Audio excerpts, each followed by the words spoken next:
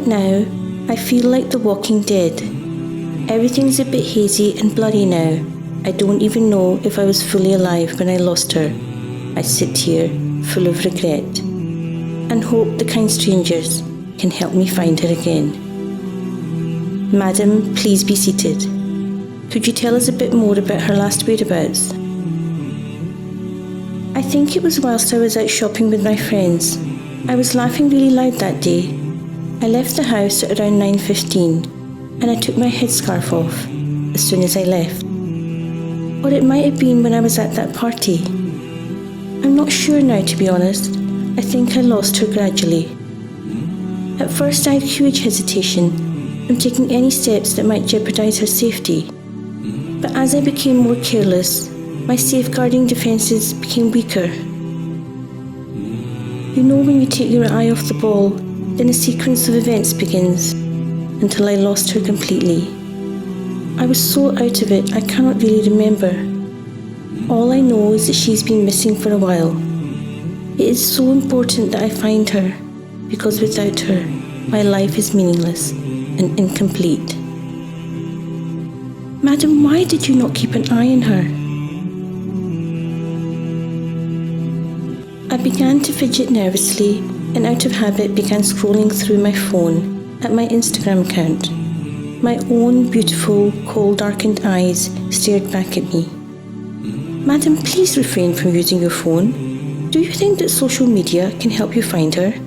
Think not. I put my phone down hastily, already feeling that shame. I missed her even more now. If she had been there when I was displaying my body for public consumption, she would have reprimanded me and reminded me that I was not to be reduced to an object of display.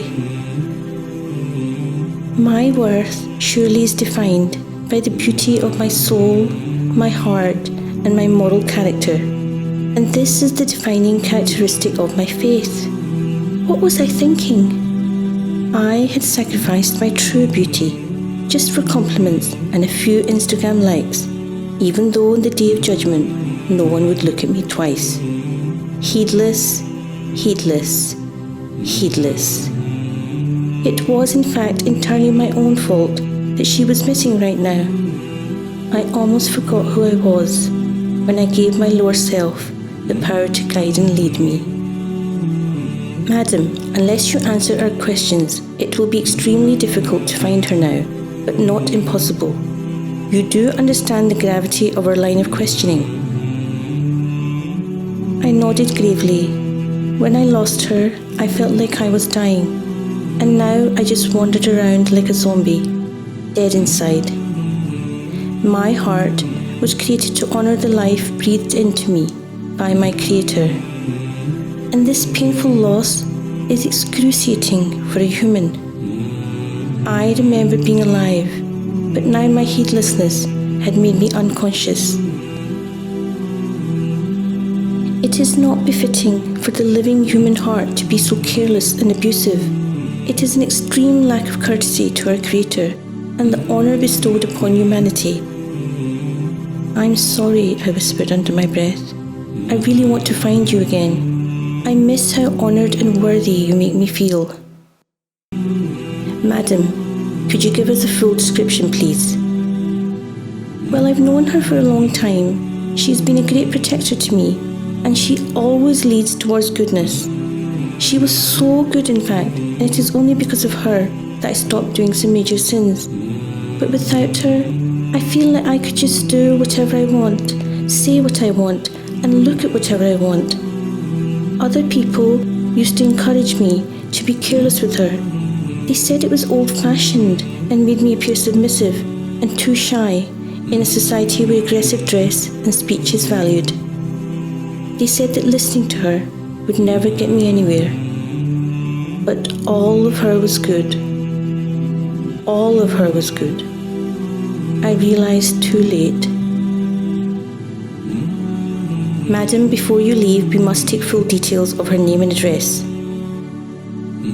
The best place to look for her is amongst the believing womenfolk who dress modestly and lower their gaze, and amongst believing menfolk who frequent the mosques and lower their gaze. She often stands between like an obstruction, preventing sin and encouraging running for repentance when the believer sins. I got up to leave, still devastated at how she was missing, but relieved at my honesty and a little surprised at how deep down I knew her so well and her importance in my life. Madam, wait please, her name. Her name is Haya. She is otherwise known as modesty, bashfulness, and shyness, and shame. And she has a twin sister called Iman. They both go together everywhere. Where one goes, the other surely goes. Where one is missing, the other is also missing. And believe it or not, those who keep the company of Haya will be truly alive and also find Iman. Madam, you do realize Haya and Iman are interlocked together in their entirety, and that this is the defining characteristic of your faith. Haya also means to resuscitate and keep alive. I do. Madam, I believe you are now ready to live again.